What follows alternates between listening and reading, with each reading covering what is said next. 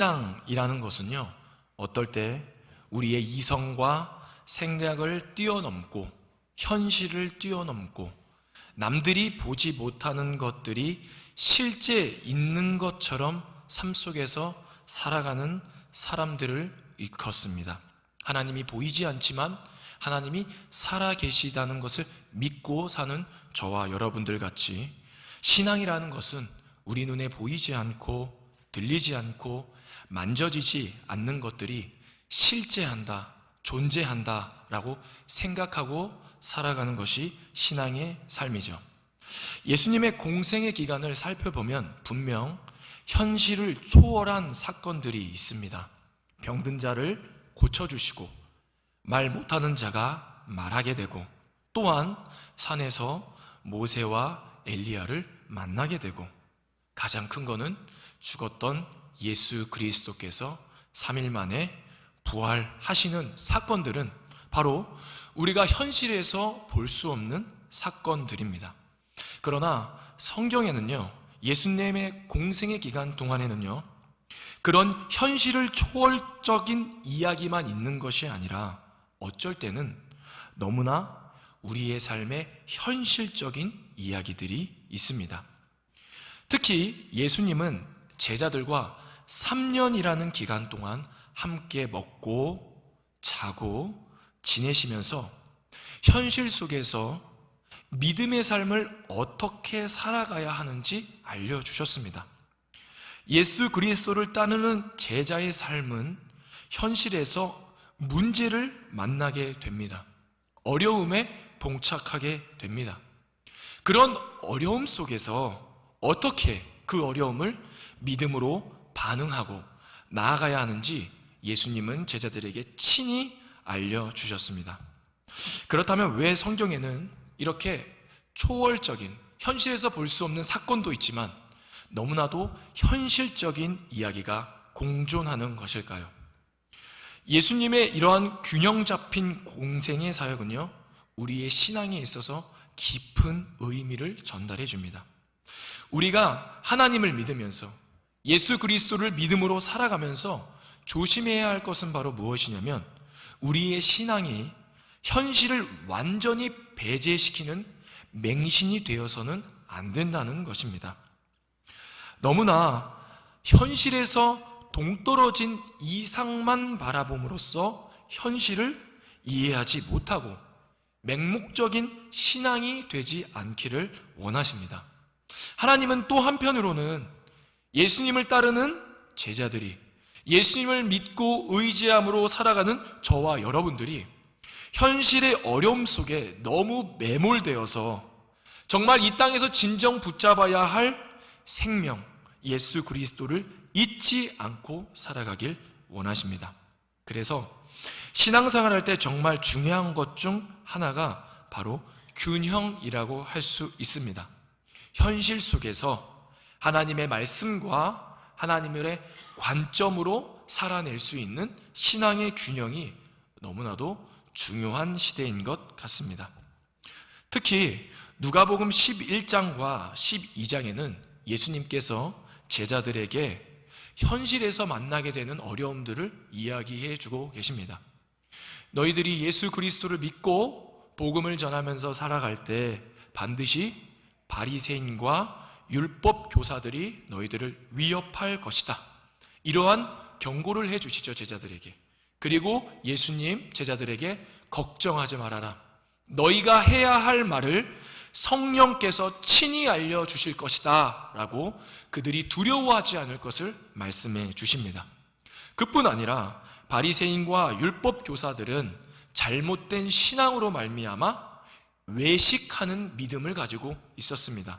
그래서 예수님은 제자들에게 너희들 예수 그리스도를 섬기며 나아갈 때에 단순히 보여지는 종교적 행위로 외식하는 신앙을 갖는 것이 아니라 너희의 마음과 생각을 변화시켜 하나님의 뜻대로 살아갈 것을 말씀해 주셨습니다. 이렇게 하나님은요, 제자들에게 현실에서 만나는 어려움들을 알려주시고 그 어려움들을 어떻게 믿음으로 해결해야 할지 알려주십니다. 그리고 오늘 우리가 읽은 말씀은요, 정말 우리가 피부로 느낄 수 있는 굉장히 현실적이고 실질적인 재물에 대한 이야기를 하십니다. 바라옵기는 저와 여러분이 오늘 이 비유의 말씀을 통해서 이 땅의 재물을 어떠한 관점으로 바라봐야 하며 오늘 말씀의 제목처럼 진정 우리가 추구하고 우리의 삶 속에 채워야 할 부요함이 무엇인지 나누기를 소망합니다. 우리 먼저 13절 말씀을 같이 한번 읽어보도록 하겠습니다. 무리 중에 한 사람이 이르되 선생님, 형을 명하여 유산을 나와 나누게 사소서 하니. 아멘. 어떤 한 사람이 예수님께 나아왔습니다. 그리고 이런 말을 하는 거죠. 예수님, 우리 형에게 우리의 유산을 좀 나눠달라고 말씀해 주십시오 라고 이야기합니다. 당시 장자는요, 다른 형제들보다 2배의 몫을 받게 되어 있었습니다. 그런데 이렇게 부모님의 재산 분할을 놓고 형제들끼리 싸움이 일어난 것 같습니다. 오늘날 우리가 살아가는 시대에도요, 부모님의 재산을 놓고 형제들끼리 싸우고 등을 지고 서로 보지 않는 일들이 심심치 않게 보여지게 됩니다. 예나 지금이나 부모님의 재산을 놓고 나누는 문제는 참 어려운 일임과 동시에 결국 우리가 죽음 앞에서 이 땅에 놓고 가야 할 이 재물을 놓고 가족끼리 싸운다는 것은 참 마음 아픈 일인 것 같습니다. 오늘 예수님을 찾아온 사람도 그러한 가족 간의 재산 분할을 놓고 어려움이 있었던 것 같습니다. 그래서 예수님께 예수님 제발 공평하게 정의롭게 좋은 판결을 내려주시기를 바라는 마음으로 오늘 예수님께 찾아왔습니다. 그런 사람에게 예수님 어떤 말씀을 하셨을까요?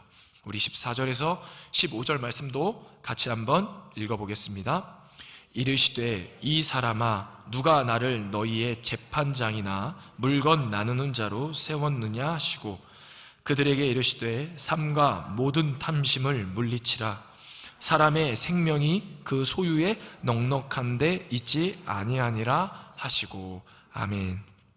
예수님은 이 사람의 형제간의 중재 요청에 응하지 않으십니다. 그 대신 어떤 답변을 해주시냐면 너희들이 재산 분할을 놓고 싸우는 이유는 욕심과 탐심 때문이다 라고 말씀하고 계십니다.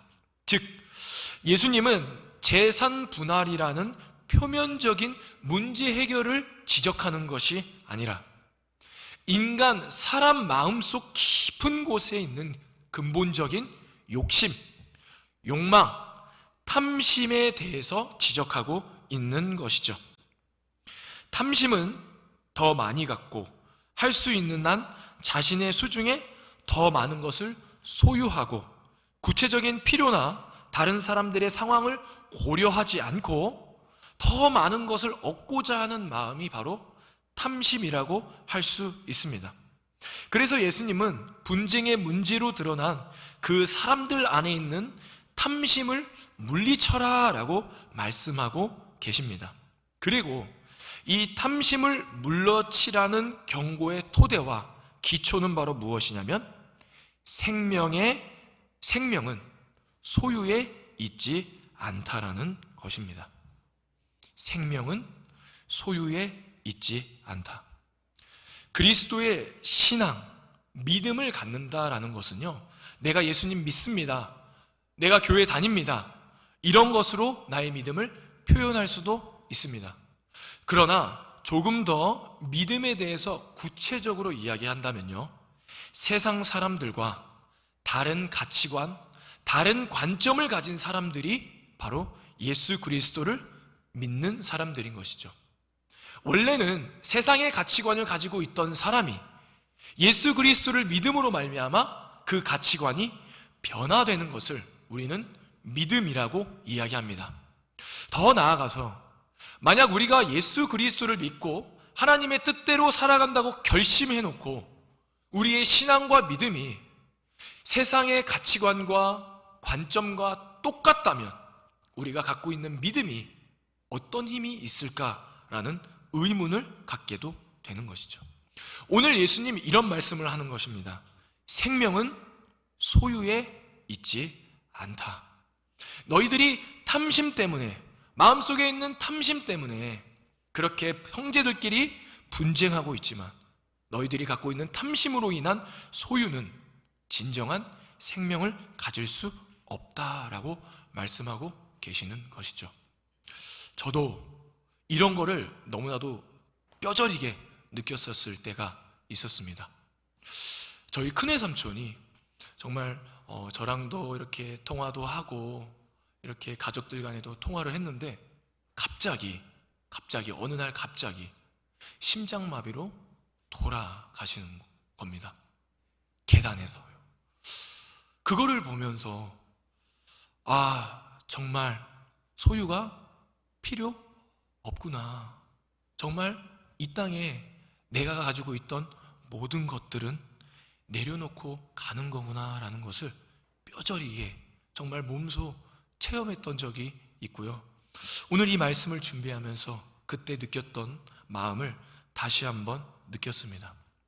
그리고 오늘 예수님은 더 구체적으로 말씀하시면서 하나의 비유를 드시는데요.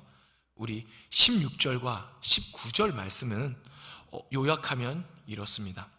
어떤 부자가 그 해의 농사가 너무나도 잘 된 것입니다. 밭에 소출이 풍성해졌습니다. 곡식을 쌓아두고 싶어서 자신의 곡간을 헐고 더 크게 만들었습니다. 그리고 많은 소출과 재물을 쌓아두고 평안히 먹고 마시고 즐거워하고 있습니다. 심지어 그 해뿐만 아니라 여러 해 동안 일하지 않아도 쓸 물건을 쌓아두었습니다. 이 부자는 너무 물질이 많아 더 이상 걱정도 근심도 없었습니다. 평안하고 즐겁고 풍족하고 편리하게 삶을 살아가고 있습니다. 그런데 하나님 그 부자를 향해 이런 말씀을 하십니다. 우리 20절 말씀 같이 한번 읽어보겠습니다. 하나님은 이르시되 어리석은 자여 오늘 밤에 내 영혼을 도로 찾으리니 그러면 내 준비한 것이 누구의 것이 되겠느냐 하셨으니 아멘. 오늘 그렇게 풍족한 소유를 가지고 즐기고 평안하게 삶을 살아가고 있는 사람에게 오늘 예수님 너는 어리석은 사람이다 라고 말씀하고 있습니다. 왜 하나님은 이 부자를 향해 어리석다고 말씀하셨을까요? 이 비유에서 부자는요 자기가 열심히 일을 했습니다. 그리고 자기가 일한 거에 따라서 많은 소출을 얻었죠. 그리고 자신이 얻은 소유를 잘 모아두었고 그 소유를 통해 먹고 마시고 즐기고 행복하게 살고 있습니다. 이 사람이 무엇을 잘못했길래 오늘 하나님은 이 부자를 향해 어리석다고 말씀하시는 것일까요? 인생이 덧없다는 것을 깨닫지 못해서일까요? 아니면 죽음 이후에 사후 세계를 준비하지 못해서일까요? 돈은 많고 풍요롭지만 하나님을 기억하지 못해서일까요? 아니면 이기적으로 오직 자신의 삶과 즐거움에만 몰두해서 그랬을까요? 이러한 것들도 이유가 될 수가 있습니다. 그러나 본문에서 부자가 어리석은 이유는 이 때문이 아닙니다. 바로 오늘 이 비유에 나오는 부자의 문제점은 무엇이냐면 경제적인 소유가 경제적인 미래를 확보하기만 한다면 내 삶 속에 모든 책임과 모든 준비가 끝났다라고 생각하는 것입니다. 많은 소유를 가져서 여러 해 동안 쓸 것을 모아두었으니 나의 준비는 다 끝났다. 내가 할 수 있는 것, 나의 책임은 다 끝났다라고 생각하는 것을 향해 하나님 어리석다라고 말씀하고 있습니다. 왜냐하면 그의 생명은 별로 남지 않았기 때문이죠. 그는 여러 해 준비해서 자신의 삶의 여정 동안 먹고 마시고 쓸 것을 다 모아두었습니다. 하지만 그가 어리석은 이유는 조금 있으면 그가 그 모든 소유를 내려놓고 하나님 앞에 서야 하기 때문입니다. 하나님은 우리의 모든 생명을 공급해 주시는 분입니다. 그러나 하나님은 우리의 생명도 반환할 수 있는 분임을 우린 잊지 말아야 합니다. 부자 농부의 어리석고 협소한 목표는 무엇이었냐면 여러 해 동안 쓸 물건을 쌓아두고 대비하는 것이었습니다. 그러나 그의 노력과 준비는요, 그의 삶이 별로 남지 않았다는 것과 굉장히 대조를 이루는 것이죠. 열심히 모아서 많은 것을 갖고 있지만 별로 그 인생이 남지 않았다라는 것입니다. 그 부자는 현재의 삶, 아니 조금 더 여러 해 미래의 삶을 생각했지만 그 쌓아놓은 모든 좋은 것이 현세에서 자신에게 아무런 유익이 될 수 없다라는 것을 깨닫지 못하고 알지 못했습니다. 오히려 그 부자가 많은 소유를 가지고 환호하고 환희에 있을 때 오히려 그 미래를 보장할 수 있다라는 그 기쁨이 어리석은 확신으로 이끌린 바 되는 것이죠. 부자 농부는 하나님을 전혀 고려하지 않았습니다. 그가 흙으로 지어졌기에 반드시 흙으로 갈 필연적인 운명을 알지 못하고 깨닫지 못하고 있습니다. 그리고 하나님은요, 예수님은요, 더 중요한 21절 말씀을 하시는데요, 우리 21절 말씀 같이 한번 읽어보겠습니다. 자기를 위하여 재물을 쌓아두고 하나님께 대하여 부요하지 못한 자가 이와 같으니라. 아멘. 예수님은요, 오늘 이 비유와 오늘 그 어떤 한 사람이 재산 분할을 놓고 하나님께 공평한 재판을 요구했던 그 사람의 이야기의 결론을 이렇게 내리시고 계시는 것이죠. 자기를 위하여 재물을 쌓아두고 하나님께 대하여 부요하지 못한 자들이 바로 이와 같다. 바로 이것은요, 우리의 생명이 부의 축적에서 나오는 것이 아니라 하나님의 부요함 속에서 이루어질 수 있다라는 것을 우리에게 알려주고 있습니다. 재물이 많음에도 자신의 소유와 미래를 위해서만 축적하는 자들은 하나님께 대하여 부요하지 못한 자일 가능성이 많다라고 오늘 예수님 말씀하고 있는 것이죠. 창세기 2장 7절은 하나님이 사람을 이렇게 창조하셨다라고 말씀하고 있습니다. 여호와 하나님이 땅의 흙으로 사람을 지으시고 생기를 그 코에 불어 넣으시니 사람이 생명이 되니라. 아멘. 오늘 하나님께서 사람을 만드시는 이 장면은요, 우리에게 굉장히 중요한 의미가 담겨져 있습니다. 여기서 말하는 흙은 우리가 길을 갈 때 바닥을 밟을 때 밟는 흙을 이야기하지 않습니다. 우리가 이곳에 있지만 우리 눈에 보이지 않는 먼지, 티끌이 바로 이 흙이라는 단어 안에 있는 의미입니다. 사람은요, 먼지로 만들어졌습니다. 이 먼지로 만들어졌다라는 건 어떤 의미냐면요, 우리는 한계가 있고 우리는 유한한 존재라는 것이죠. 우리는 완전한 존재가 아니라 불완전한 존재라는 것이죠. 그런데 그런 불완전한 존재에게 먼지로 하나님이 형상을 만들고 어떨 때 그 안에 생명이 됩니까? 그 코에 하나님의 숨을 불어 넣었을 때 생명이 된다라고 말씀하고 있습니다. 바로 이것은요, 하나님이 우리를 어떻게 창조해 줬으니 뿐만 아니라 우리가 삶을 살아갈 때 어떻게 살아가야 생명이 넘치는 삶을 살아갈 수 있는지 알려주고 있습니다. 우리는 덧없고 유한한 존재입니다. 우리는 티끌로 만들어졌고 먼지로 만들어졌기 때문에 언젠가는 반드시 먼지로, 티끌로, 흙으로 돌아가게 되어 있습니다. 그러나 우리와 같이 이러한 덧없는 존재가 하나님의 숨을 받아 하나님 안에 삶을 살아갈 때 진짜 진정한 생명력 넘치는 삶을 살아갈 수 있다라는 것이죠. 허나 우리가 이것을 깨닫지 못하고 하나님의 뜻대로 하나님 안에 있지 않고 살아간다면 우리는 점차 생명력을 잃어가게 될 것입니다. 그래서 우리의 진정한 부요함은 어디로부터 오는 것이냐면 바로 하나님으로부터 오는 것임을 우리가 이 말씀을 통해서 알 수 있습니다. 오늘 부자 비유에 나오는 부자는 예수님께 나와 형제들 재산 분쟁의 문제를 해결해 달라고 합니다. 그러나 그들은 생명의 부요함이 무엇인지 알지 못하는 자들이었습니다. 정말 이 땅에서의 생명이 무엇인지 깨닫지 못하는 사람들이었습니다.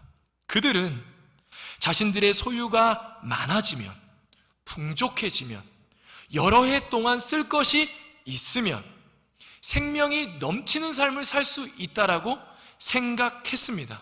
그래서 자신들이 열심히 모아놓은 부들을 보면서 즐거워하고 기뻐하고 평안하다 느끼면서 삶을 살아가고 있습니다. 그러나 오늘 하나님 그들을 향해 어리석다라고 말씀하고 계시죠. 왜냐하면 그들은 이 땅에 재물은 많고 풍족하나 하나님에게 있어서는 하나님의 부요함은 얻지 못한 자들이기 때문입니다. 오늘 이 말씀이 우리에게 주는 메시지는 무엇일까요?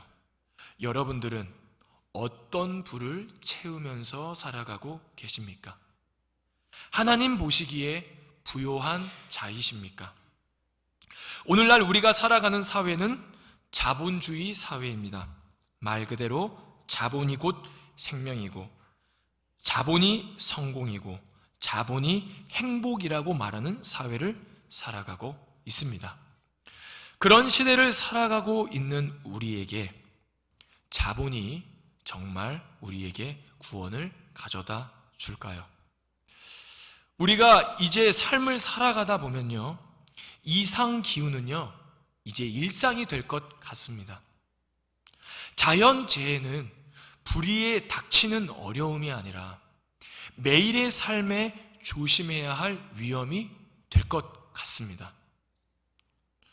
오히려 많은 사람들은요, 핵무기가 개발되어서 이 인류는 이 무서운 핵무기를 통해서 종말에 이르게 될 것이다 라고 이야기했지만요, 오늘날 우리가 살아가는 시대의 많은 전문가들은 인간의 무한한 욕심과 그로 인해 생기는 개발과 진보로 인해 생기는 환경오염, 그 환경오염으로 인해 지구의 종말이 별로 남지 않았다라고 말씀하고 있습니다. 예수님이 다시 오시기 전에 어쩌면 인류가 자멸할 수도 있다라고 이야기하는 것이죠. 이런 자본주의가, 자본이 많으면 우리가 구원받을 수 있어 라는 이 생각이 우리에게 구원을 가져다 줄까요? 진정한 행복을 가져다 줄까요? 성경에서 죄라는 단어는 창세기 4장에 처음으로 나옵니다. 창세기 4장 7절 말씀에는 이렇게 고백하죠. 내가 선을 행하면 어찌 낯을 들지 못하겠느냐? 선을 행하지 아니하면 죄가 문에 엎드려 있느니라. 죄가 너를 원하나 너는 죄를 다스릴지니라. 아멘. 원문을 보면요, 하나님은 가인이 아벨을 죽이기 전에 찾아가서 죄의 욕망이 너 안에 있다라고 말씀합니다. 죄의 욕망이 너 안에 있다. 그러니까 너의 그 죄의 욕망을 잘 다스려라 라고 가인에게 충고해 주십니다. 그런데 가인은요, 하나님의 그 충고를 받아들이지 않고 죄의 욕망을 잘 다스리지 않아서 아벨을 죽이는 인류 첫 살해 사건이 일어나게 됩니다. 오늘 이 가인의 죄의 욕망은요, 바로 저와 여러분 안에 있는 것도 마찬가지입니다. 우리 안에도 욕망이 있습니다. 그리고 그 욕망은요, 좋은 것이 있을 수도 있고 나쁜 것일 수도 있습니다. 그러나 우리가 그 욕망을 하나님의 뜻 가운데 잘 다스리지 않으면 가인처럼 죄를 지을 수 있고, 그 죄는 누군가를 살해하고 누군가에게 상처 주고 누군가에게 아픔이 될 수 있다라고 오늘 말씀하고 있는 것이죠. 오늘 부자는 이렇게 이야기합니다. 내가 이렇게 하리라. 내 곡간을 헐고 더 크게 짓고 내 모든 곡식과 물건을 거기에 쌓아두며 내가 내 영혼에게 이르되 영혼아 여러 해 쓸 것을 쌓았더니 평안히 쉬고 먹고 마시고 즐거워하자. 내가 내 곡간에 내 모든 곡식과 내 영혼에 라는 자꾸 나라는 것을 강조하면서 오늘 부자는 이야기하고 있는 것이죠. 이 부자는요, 경제적으로 너무 부유해서 내가 너무나도 중요했던 사람입니다. 그래서 나의 욕심을 계속해서 부를 축적하면서 나의 욕망을 채웠던 것이죠. 그러나 그는 물질은 부요한 자일 수 있지만 하나님의 부요함을 갖지 못한 자였습니다. 그가 생각했던 평안함은 거짓된 평안함이었고, 그가 생각하고 있던 부요함은 옳지 못한 부요함일 수 있는 것이죠. 여러분들의 물질은 어디로 가고 있습니까? 자본주의에서 자본은 성공의 척도이지만 하나님의 나라 관점에서 탐심은 죄라고 이야기하고 있습니다. 그래서 시편 기자는요, 우리에게 이렇게 권면하는데요, 우리 시편 49편 6절에서 13절 말씀 조금 길지만 같이 한번 읽어보겠습니다. 자기의 재물을 의지하고 부요함을 자랑하는 자는 아무도 자기의 형제를 구원하지 못하며 그를 위한 속전을 하나님께 바치지도 못할 것은 그들의 생명을 속량하는 값이 너무 엄청나서 마련하지 못할 것임이니라. 그가 영원히 살아서 죽음을 보지 못할 것인가? 그러나 그는 지혜 있는 자도 죽고 어리석고 무지한 자도 함께 망하며 그들의 재물은 남에게 남겨두고 떠나는 것을 보게 되리로다. 그러나 그들의 속 생각에 그들의 집은 영원히 있고 그들의 거처는 대대에 이으리라 하여 그들의 토지를 자기 이름으로 부르는도다. 사람은 존귀하나 장구하지 못하며 멸망하는 짐승 같도다. 이것이 바로 어리석은 자들의 길이며 그들의 말을 기뻐하는 자들의 종말이로다. 아멘. 바라옵기는 저와 여러분이 세상에서 말하는 부요함으로 나를 채우는 것이 아니라 하나님의 부요함, 하나님의 생명을 채워 이 땅에 빛과 축복의 통로가 되기를 소망합니다. 기도하겠습니다. 하나님 감사합니다. 이 땅에서 진정한 부요는 이 땅의 재물이 아니라 바로 하나님임을 깨달았습니다. 하나님, 우리에게 생명을 주시고 우리에게 진리를 허락하여 주시는 예수 그리스도를 우리 마음 안에 품고 살아가는 자들 되게 하여 주시옵소서. 우리는 유한한 존재여서 언젠간 죽음의 날에 이 땅의 모든 것들을 내려놓고 가야 할 텐데 이 땅의 모든 것들에 내 마음을 뺏겨 삶을 살아가는 것이 아니라 하나님의 나라의 귀한 것들, 그러한 가치들을 마음에 품고 그것들을 얻기 위해 노력하며 그것으로 나의 부요함을 채워나가는 성도님들 될 수 있도록 붙잡아 주시옵소서. 감사하며 예수님의 이름으로 기도드립니다. 아멘. 찬송가 304장으로 찬양 드리시겠습니다.